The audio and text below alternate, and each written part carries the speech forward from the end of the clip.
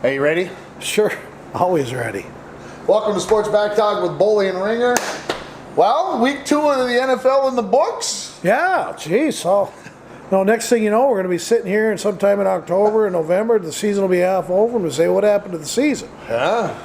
But, boy, we could have a whole show and a half on just the Vikings game. Why don't you tell me what you heard and seen here's my take on it. I didn't get to see the first half. I was busy. Okay. So I came home. There was about 10 minutes left in the third quarter.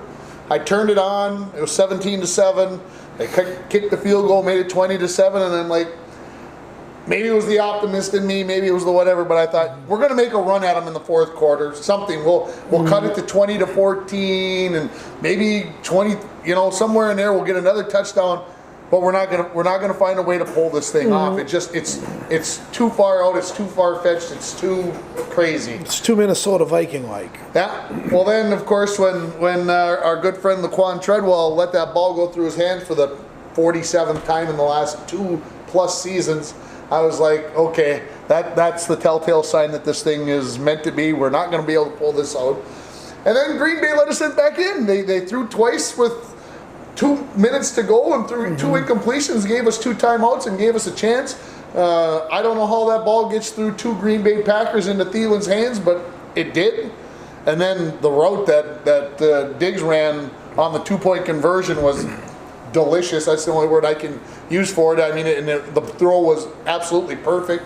You get us to overtime, and then you get your and then Green Bay gets a chance to kick a 52-yard field goal to win the goddamn thing, and then it goes to overtime. And what can you say about the kicker? He had me screaming at the TV. My child and grandchild would have thought I had lost my mind, and I probably did for a little bit. And he lost his job today.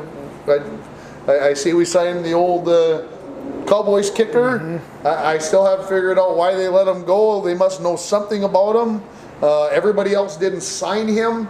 Somebody knows something out there. I don't know what's wrong with this guy, but he's now there, and I see we signed a receiver this afternoon. So does that mean they had a chat with Laquan Treadwell and they are thinking maybe somebody's injured and I don't know about it, but is this a way to get Laquan out the door?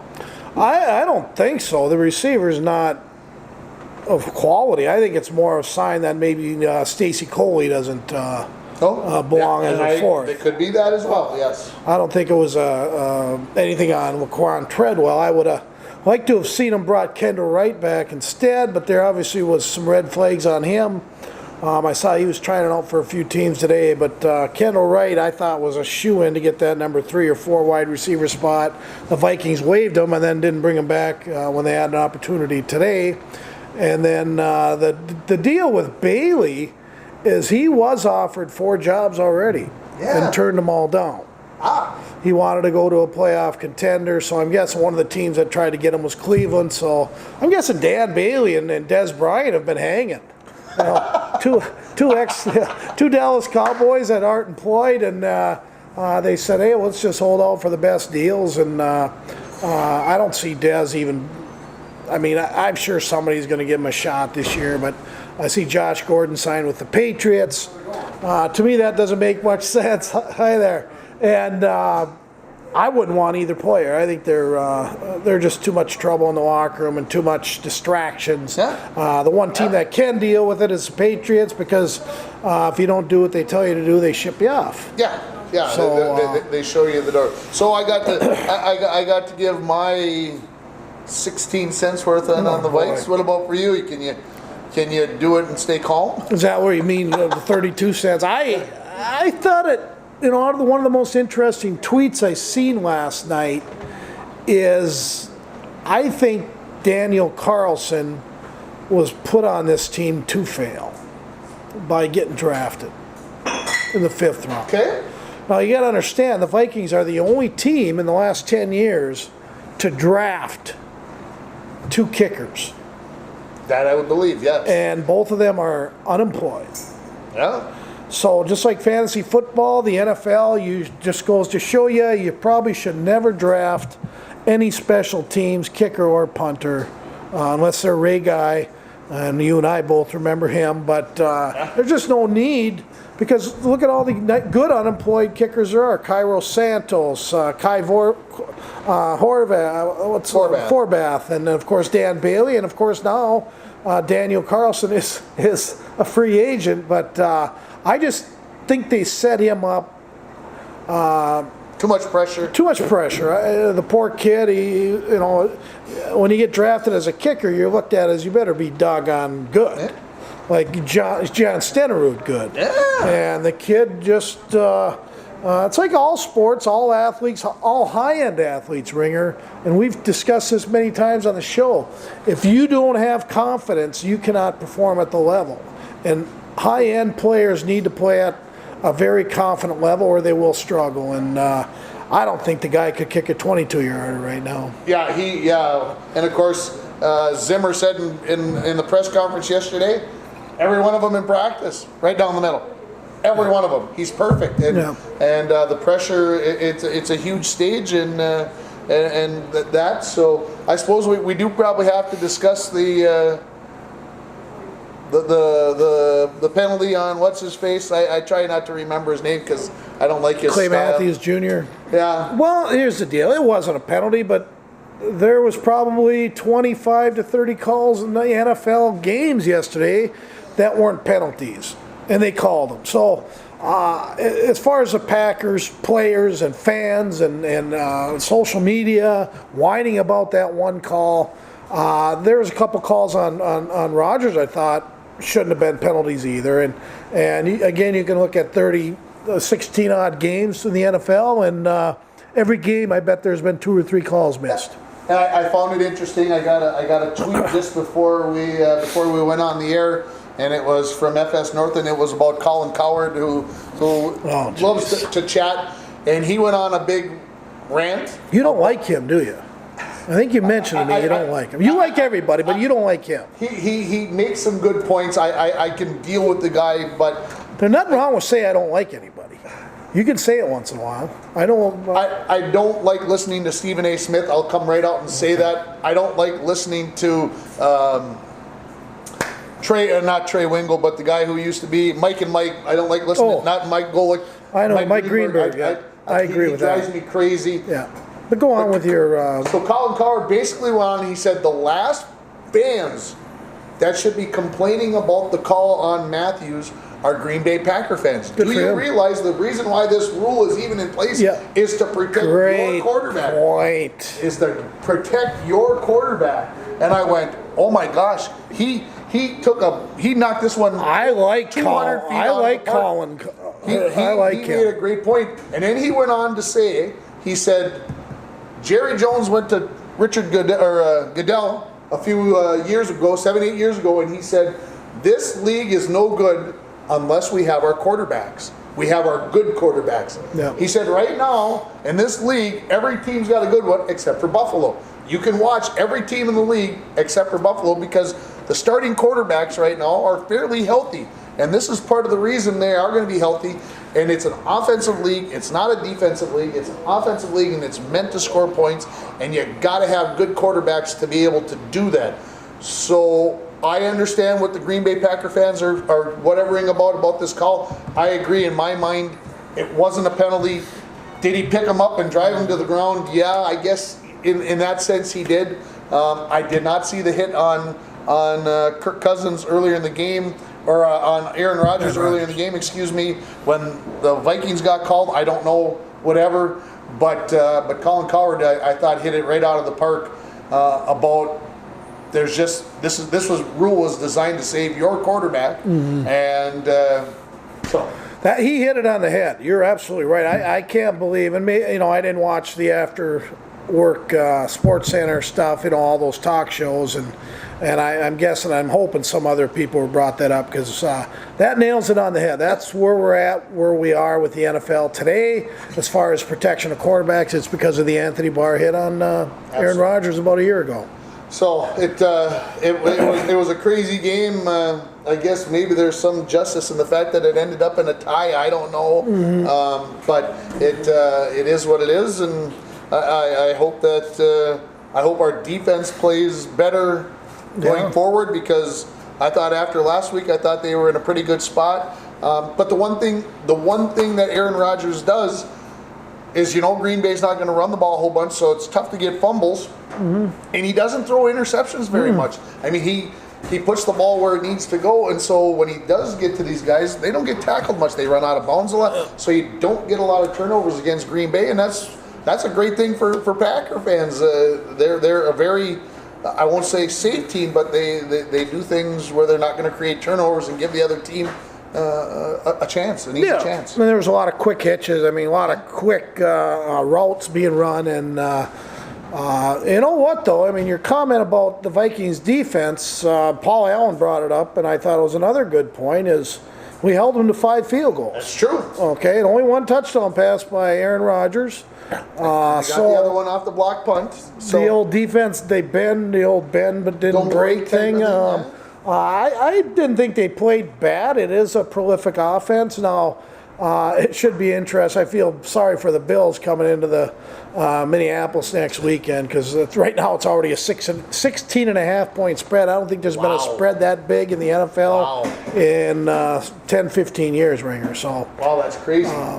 It should be interesting. Should be a good, easy win. Vikings will be 2-0-1 after next week. Let's hope. And then, of course, they got the big one coming up the following Thursday against the Rams. That'll be a dandy. I probably should X off my schedule and keep that night open. That's a Thursday night. On Fox, not on the NFL Network. That'll be the first one on Fox on Thursday night, and I think we need Wednesday and Friday night football too. I mean, let's just overload it all. Let's just take care of all the nights. I bet when they go to an 18-game schedule, you'll see that, and that's not too far away, my friend.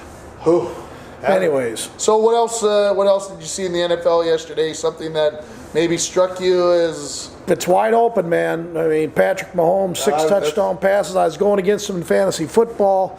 I had Phillip Rivers. He basically, San Diego was so far ahead and in control of that game that Rivers just put it in cruise control in the second half. He still had a nice game, 3 touchdowns, 260, but I went up against Patrick Mahomes. He throws 6 touchdown passes, and good thing 2 of them were to my tight end and Travis Kelce. Okay. So I'm up by 12.5 going into tonight. He's got Tyler Lockett. So if you're watching tonight, hope Lockett doesn't get a touchdown unless it's a kick return, because I have the Seattle defense. So I am favored to win, but a lot of weird things have happened on Monday Night Football in the IFFFL. Lots of weird things. Well, I guess, was there somebody else that sticks out there that had a big game? I mean, maybe who's not on your, something like that. Quarterbacks. I mean, Roethlisberger, huge numbers.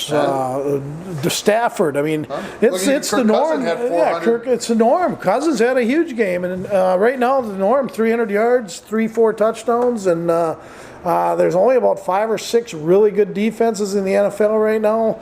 LA Rams shut out the Cardinals 37-love.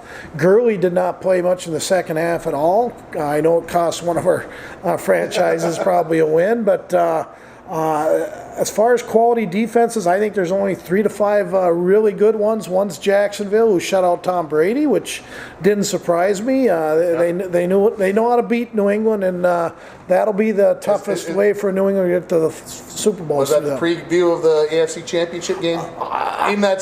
Without injuries, I would say yeah. Bortles looks like he's my other quarterback, and he's kind of a tough guy to play because he's been so inconsistent. But he sure looked good yesterday. His receivers look good.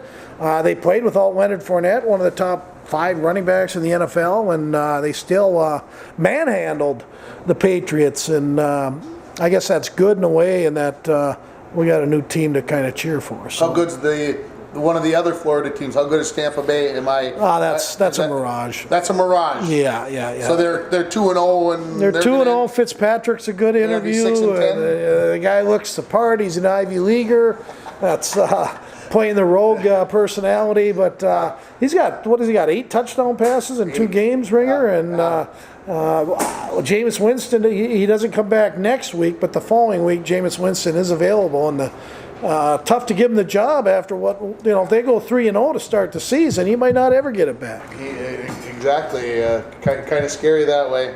But other than that, the NFL's good. I mean, it's an entertaining product, and I actually spent the early afternoon with Diana, and we were going to go out on the lake, but when we got out to our boat, there were a lot of sheep out there, and nothing against sheep, but I'm not going out in my boat. And actually, what we did then is we decided we would take the boat out of the water for the year, and that's what we did. We took the boat off our dock slip over at Shea Shea and put it on the trailer and got it ready to bring to a local business that's going to winterize it for me, and put it in the pole barn out at Grandma Arky's and Grandpa Dick's, and call it a year. Call it a year, and I was discussing with my son-in-law yesterday about how early people in International Falls put the stuff away. Yeah. It's still too early to be putting the boats away, isn't it? If I had a 16-foot with a 50 horse on the back, I wouldn't have put it in. But, I got the pontoon. It's basically a ship.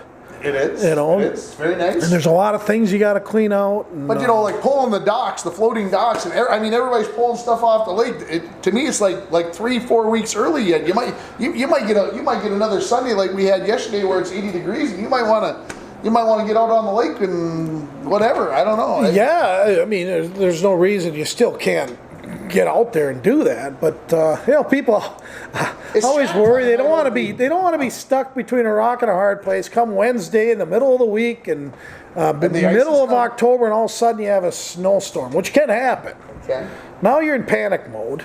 Okay, you got to get everything out. Everything's wet, slippery. And it's cold. And it's cold. And why didn't I do this in September? Why didn't I listen to Ringo for that idiot? Gosh. And then it's so you do the easy thing. Right. You take it out and tell Diana you love her, and there's more good stuff happening. Did you watch Gopher football on Saturday? That'll be a perfect segue into. Good question. The only answer I say is I didn't know where it was and what time it was on, so pretty tough to watch it.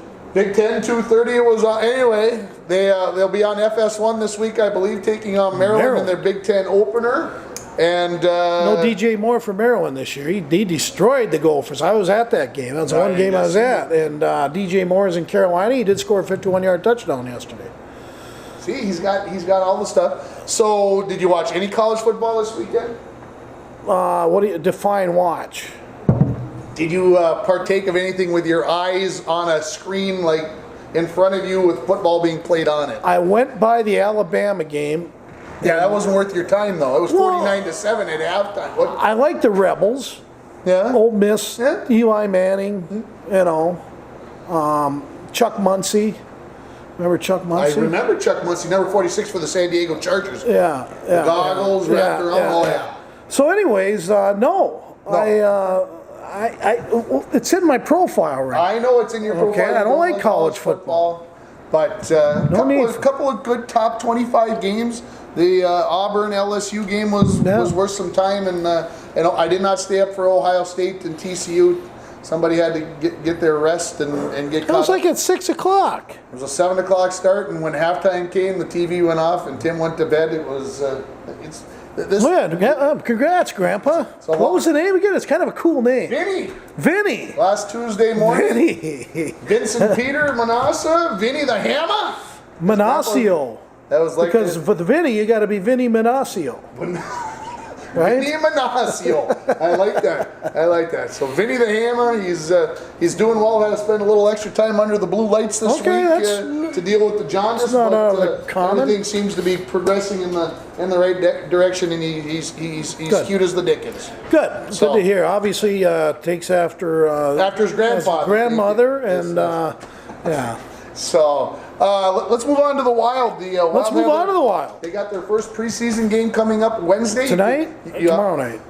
When? 17th. Tonight. Tomorrow night. I thought it was tonight. Tonight, you're right. 17th. I gotta get it straight in my head. What? For some reason. No, you said something there. I'm what?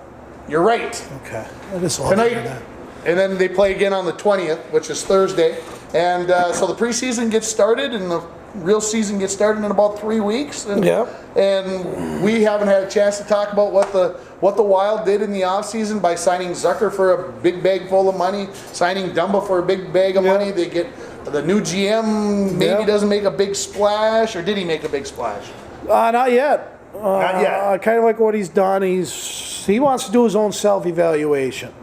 I'm sure, I know he tried moving Coyle, but the offers he was getting were ridiculously stupid. Right. Okay, so he wouldn't have minded moving Coyle for, an equal value, like a Ryan Spooner. I think would have been of equal value, but I think he's going to give Coyle a shot.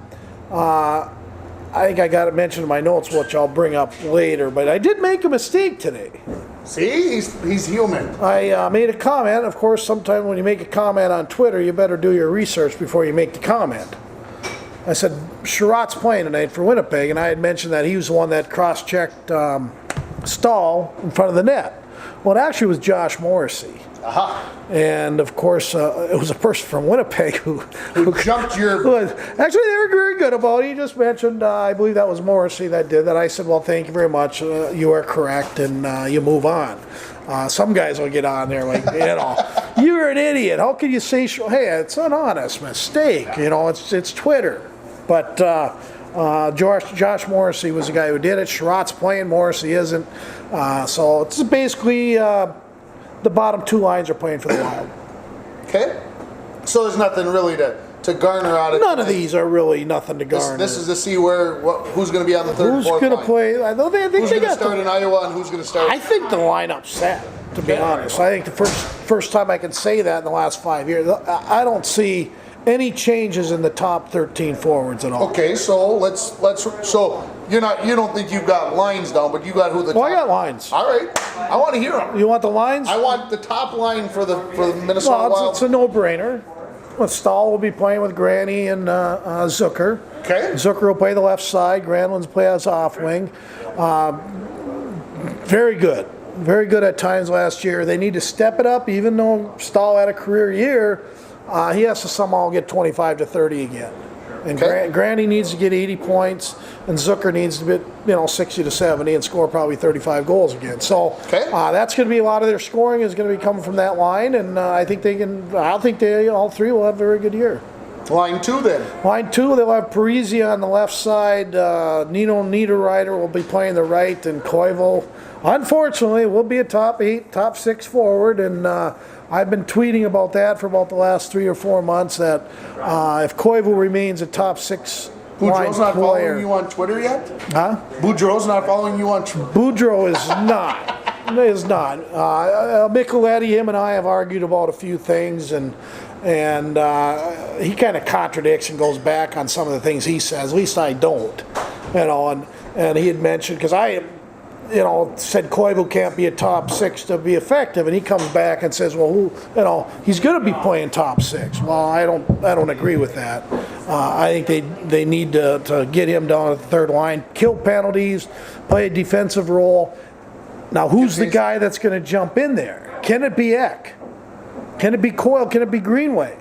Okay, I think Greenway will be up with a big club, and there's another thing that was mentioned is if he's not playing top 6 minutes, well, why leave him in Iowa? Well, I think anywhere. He's the type of player that can play all 12 positions. He can play a top 6 role, or he can play a bottom 6 role. Okay. It's not going to matter. You need him in the lineup. He's a big body. He can create space. Should be used on the power play. So there's lots of arguments and things like that. I just want to see somebody step up, like an Eck, maybe even a Coyle, but I know Coyle's probably going to be starting on the right wing on the third line. But Coyle or an Eck need to jump up and take over that second line role. Okay, so who's going to be on the third line? Third line right now is going to be Eriksson Ek with Greenway and Coyle. The three of them have played well together. Eriksson Ek or Greenway will be centering. They've dabbled a little bit with Greenway, 6'4", big center iceman. I like that. But is he quick enough to play on the defensive end, which means you're in the corners, you're going back and forth from corner to corner, behind the net, that's a lot of area to cover. He's pretty good in the corners, not great for his size, but he's pretty good. Eriksson X, stronger than people give him credit for. You know, Swedish players, sometimes they're discredited, maybe not saying they're strong along the boards. But X got a lot of game. He just needs to figure it out. And if he does, he will be a big asset to the Wild team. So right now that third line will be Eck and Greenway and Coyle. Coyle playing the right wing. And the fourth line? Fourth line will be all the guys they went out and got except for Marcus Foligno, who will be playing the left wing. Might be interchangeable with Matt Hendricks, the old Blaine Bengal, who played back when Ben Gordon and Bionich were all playing. And they won the state tournament that year, I believe 2004-ish, 3-ish. But anyways, Matt Hendricks will be your extra forward along with Kyle Rowell, who might be up and down depending on injuries, and maybe even Justin Coos. But the fourth line will be Eric Farrell will be centering it with Marcus Foligno and ex-UMD Bulldog JT Brown, Teddy Brown's kid. Teddy Brown's kid, number 23 for the Minnesota Vikings. And that's what number JT wears. That's where they are. Exactly. So he can score. Matt Reed's another sleeper type. He scored 25 goals for the Flyers. You know, he was a 20-goal scorer there for about three seasons. Okay. So he does have some offensive upside. But he kind of reminds me of a Luke Cunnin a little bit, maybe not with the Cunnin work ethic. Cunnin won't be around till probably at least Christmas. He's hurt right now and not ready to even see the ice. So he will start whenever he starts in Iowa. Great leader, great work ethic.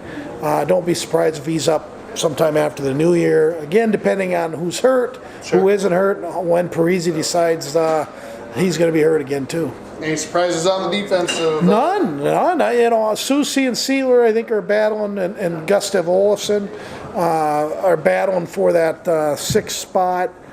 Patterson will be the main guy, the guy we got from the Dallas Stars in free agency. Got a pretty good contract too, like $2.5 million a year. But the top four are set. Brodin will play with Dumba on the second pairing. Suter will be with Spurgeon on the first pairing. Then we got Patterson, and it'll be either probably start out with Sealer at the beginning of the year, but Susie can play, the ex-UMD Bulldog.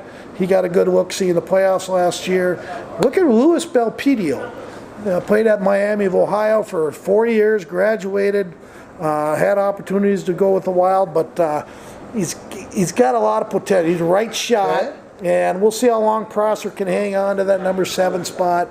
But I wouldn't mind seeing Belpedio, Susie, and Gustav Olofsson starting down to the minors. And I think Gustav Olofsson, if they did drop him down to the minors, he would have to clear waivers. So that would be the only risk we'd lose there. But look for Seaward to start the season. Prosser will be your 7th D to start the season. And then the rest of those defense will work their way up as needed. So what I'm hearing you say is basically the Wild are the same team as they were last year. Yeah.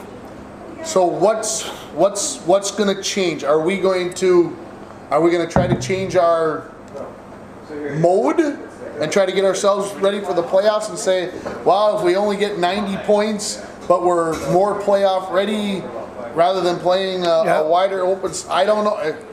Well, what do you see there? Well, I don't see the system changing. You got the same coach. Right. Okay, so he's got his way of playing. They're going to attack when they can, try to hold on at the end. But the key to this team this year are 4 guys. Matt Dumba. And 2 of them just signed contracts. Zucker. Nino Niederreiter and Charlie Coyle. Okay. Eck, I mean, if he does well, it's going to be a big plus. Okay. But I'm even assuming Parise's going to get hurt. Okay, Parise can score. He did well when he did play with the Wild. You know, he is a guy who can get those dirty goals. But I'm just assuming already that he'll be injured halfway or a quarter of the way through the season. Absolutely. It's a given. Coyle and Nino, especially those two, if they jump, especially Coyle, but Coyle and Nino, those 2 players are the key to this Minnesota Wild season. It sounds kind of nuts. Okay, and when you say that, though, are you saying that we need them to score goals, or do they need to do it on both ends of the ice? Because to me, we're still going to have to go up against the big bad bullies from Nashville and from Winnipeg, and everybody else, they're going to be beating the snot out of us. Okay, how big is Nino? 6'3"? Yeah. Coyle, 6'3"? So you're saying if they can have Coyle played like Getzlaf, he would be Getzlaf. So That really made sense. they don't have to play. He doesn't have to score 30 goals. No. He just needs to start playing more physical. Is that? Yeah, but coaching and playing over the years, it's tough you can't teach passion, nastiness. Now, if you ever watch Mark Messier, and Ryan Getzlaf's a perfect example of the perfect player, in my opinion. Right. He's got skill, talent, leadership, and he's mean. Okay? How many wild players? We've had this conversation. No. Gritty is Zach Parise. Okay. That's gritty. Okay. You know what I mean? In the corner, little engine that can. Yeah. Okay. Mean is when you go in the corner, the other guy on the other team knows who you are and is probably not going to go in there after you. He's going to let you be. He knows there's going to be a wild elbow coming up or a smack to the face or whatever have you. But I don't think, I know you can't, Ringer. You can't teach Charlie Coyle to be mean. But So do the Wild need to start tonight, September 17th? They need to start with this attitude of we're playing, and I know you can't do it for an entire season, but we're going to learn how to play playoff hockey a period at a time or whatever. Does it have to come to that? don't be surprised if JT Brown proves a point tonight. Okay. He's a type. He's got some nastiness in his game. He's stronger than he's kind of like kind of like an Oshie. Okay. Okay, Oshie can play tough. He can play mean. He doesn't like to, but he can. And it just gets to the point now where Coyle and Nino, Coyle especially, he's in his. This is it, Charlie. Okay. Yeah. This is your year. Okay. You got to prove that you belong, and that you can be a high-end, top six, and even a high-end all-star type player because he's got the skill set. Sure. Again, we've got to remember last year he had 2 broken wrists. Okay, then his broken fibula. I mean, the guy, he was like a MASH unit out there. So you got to give him the benefit of the doubt from last year, but. Again, he's very well liked. He's a lovable guy by the fans because he'll sit there and he'll autograph anything for kids, as will Zucker. They do a lot of good things in the community, so the fans love him. Minnesota nice. Yeah. So when Bully goes after him a little bit on Twitter, boy, I sure get beat up by the Coyle and Zucker fans. Anything else you want to add on the Wild before we move on? Suter's health, it looks okay. Doesn't seem to be any issues. I have been told that he will not be playing in any of the exhibition games, okay. Which seems smart to me. And I don't think it's an issue. I think players that miss exhibition games in football, getting football game ready is different than getting hockey game ready. Okay. Okay. So I don't think it'll be as big an issue, especially for a guy like Suter, who's kind of a bull, strong as a horse, and he can skate. And like they had their endurance tests already, which Suter always kills it. He's like the top performer. And okay. I've been told also that every Wild player did pass the Bruce Boudreau test for endurance. Okay. There's been players in the past that haven't passed it. What do they got to do to? They get in the doghouse a little bit, meaning it's basically do it to show that, hey, you've been working out for this summer. Because if you weren't working out all summer, you wouldn't pass this test. I have not heard you yet talk about the Bloomington summer hockey. The Beauty League? Yeah, the Beauty League. I unfollowed that. I unfollowed that. That's such a probably thing? a good thing for us. And it wasn't promoted as much this year. I mean, there was some press on it. Our good friend Jesse. Because of our show. Our good friend Jessie Pierce. Yeah. Right. She went to a lot of the game. I think she brought that more to what's her son's name? Hunter, I think. Something like that. It has something to do with lakes or stuff, but. She likes bringing him there, and he's probably about a year and a half now, and Jessie, I think, went to the Beauty League games pretty steady, but I didn't comment on any of her comments because they only would have been negative. And she's such a positive person. I didn't want to ruin her day. She's a very good person. I agree with you 100%. Shall we move on to the MLB? We said we were going to talk a little bit about the MLB. On one condition. I'm exhausted. I know. You had very little. You're sitting there badgering me with information. You're the baseball guy, okay? The American League is set, folks. To be honest. See, and then you're going to have me handle the National League. No. The American League is set. I mean, Boston can clinch the AL East, I think, tonight or tomorrow night. I didn't check to see when Boston played for sure, but they're 11 and a half games left. They've got 12 games left. New York's got 13, so it's a done deal. Yeah. Cleveland has already clinched the Central. The Twins, as of right now, 68 and 81. They'd have to go perfect to get to 500, which we know is not going to happen. Who do they play tonight? It's already on. I don't even know. Did they play today? Yeah, they're playing right now. Oh, so, they're off the radar. They don't. I'm not even worried about. I know they don't play on Thursday. My brother-in-law Darcy's watching.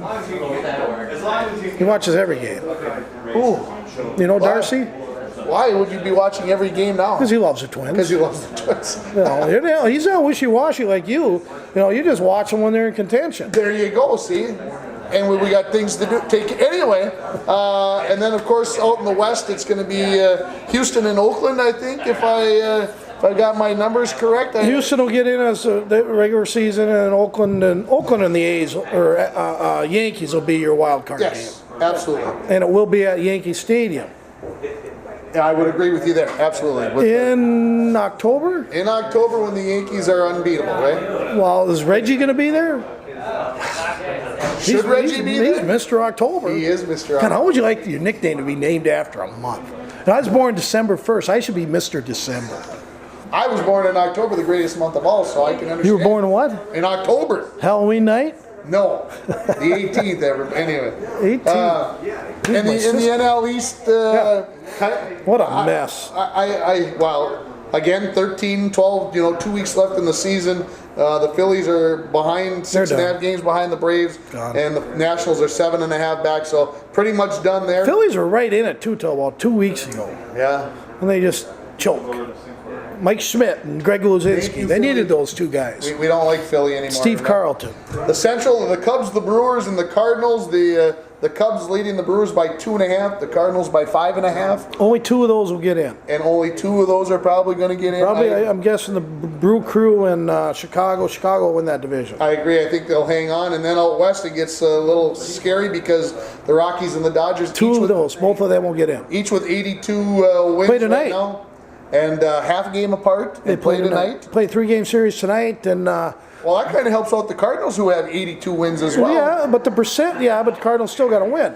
Percentages are saying if the Dodgers, who are favored to sweep, by the way, because of who's pitching, it's 82% chance that Dodgers get in if they sweep.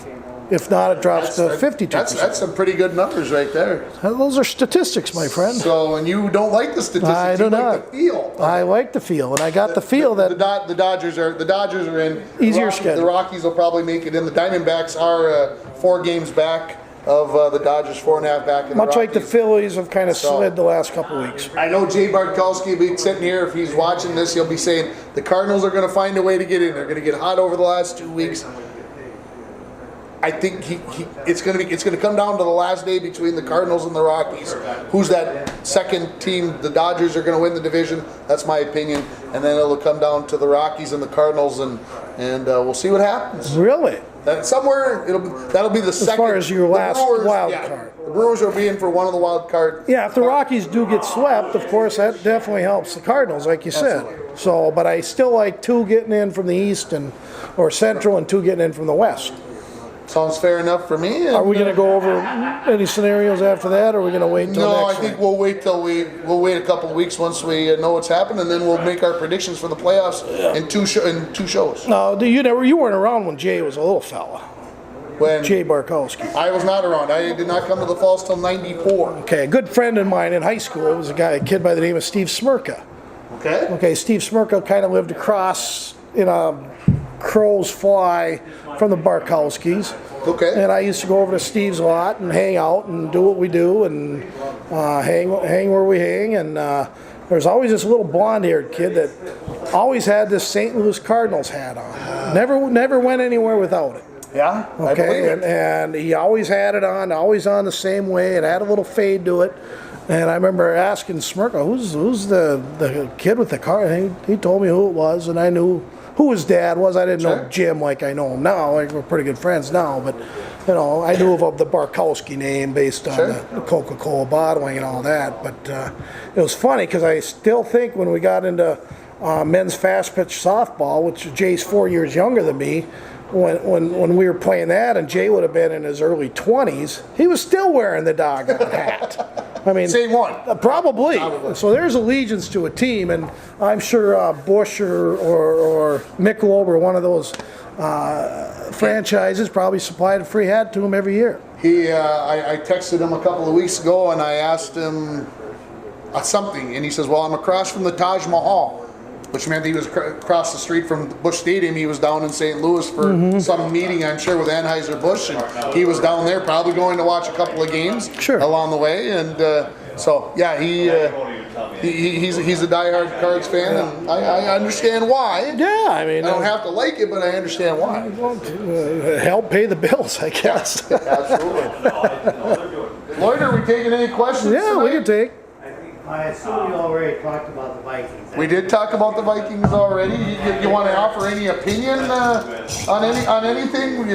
I think it was a wise decision what they did. Wise decision to get rid of the kicker, you mean? How about Treadwell? You happy with keeping him? Should we keep Laquan Treadwell? They thought I would say no. they thought they'd leave like a rental car back in Green Bay. Laquan would drive, and Daniel would sit in the passenger seat. That's how they were going to get home. I don't know how because he wouldn't be able to hold on to the steering wheel. How were they going to make it back? I heard a good one today. Oh boy! It's ironic that Daniel Carlson's a soccer style kicker, because whenever he's on the field, there ain't much scoring going on. It was the common man, Dan Cole, of course, from K-Fan, but So do you think, I read in the comments, someone suggested they put him on the injury reserve. Yeah, but in order to be able to put somebody on the injury reserve, you gotta say he's got an injury. Oh, Karen wants to say he's got an injury up here. Say he's got a concussion. Yeah. well, the poor guy. I mean, he's probably the nicest guy in the world, and boy, I just.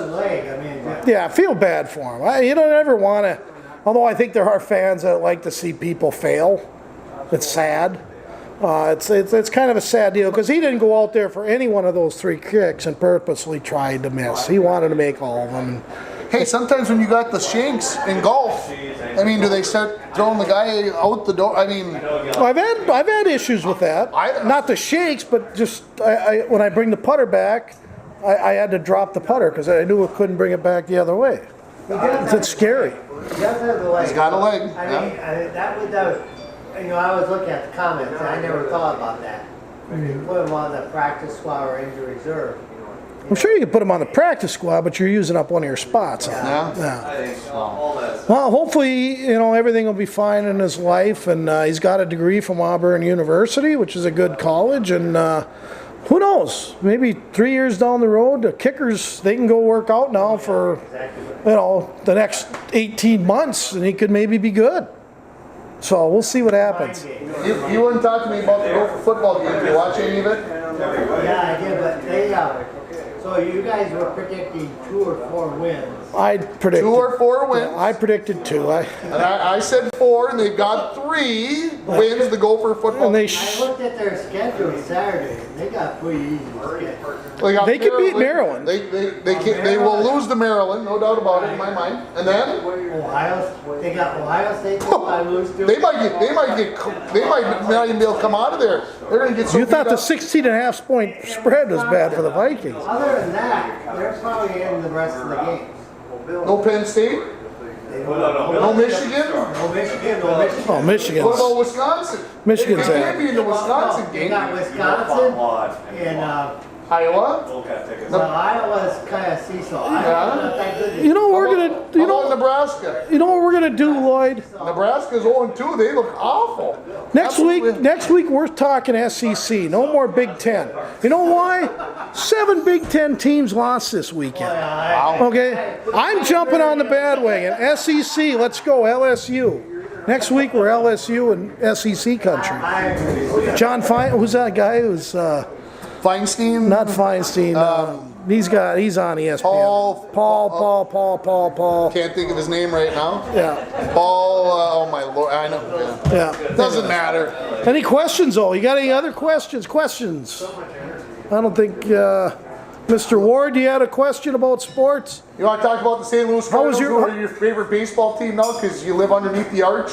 You know, Or maybe in the arch, I'm not sure. It's going to be a tough end of the season no matter what because the Cardinals have a harder schedule than They do. anybody else Yeah. Okay. that are playing, so it's going to be tough. for- Mike's telling us that St. Louis has got the toughest schedule of any of the contenders in the NL. Yep. And speaking of the It's Barkowskis, with the Brewers and the Cubs before the end of the. So they do have a chance that So they got the Brewers and the Cubs, he that's, says. that's where we're going to know, a little bit more about what's going to happen. okay, Fair good enough. We point. obviously have numbers right now, but Who do they have a series with now? Right now? I don't know. Okay. Thanks for I've been in participating. Canada for 4 days. I haven't read a paper. I haven't- How was fishing up at Manitou? The fishing was not as good as the weather and everything. else. Okay, that's all right. That's fair enough. How about the people you're with? Okay, or They were fantastic. all right, awesome. Good to see Mike Ward again back here. Of course, worked in our park service for many years. Many years. Yeah. So, good enough? I'm good. I don't have anything else to give. Thanks, everybody. Don't take us too serious.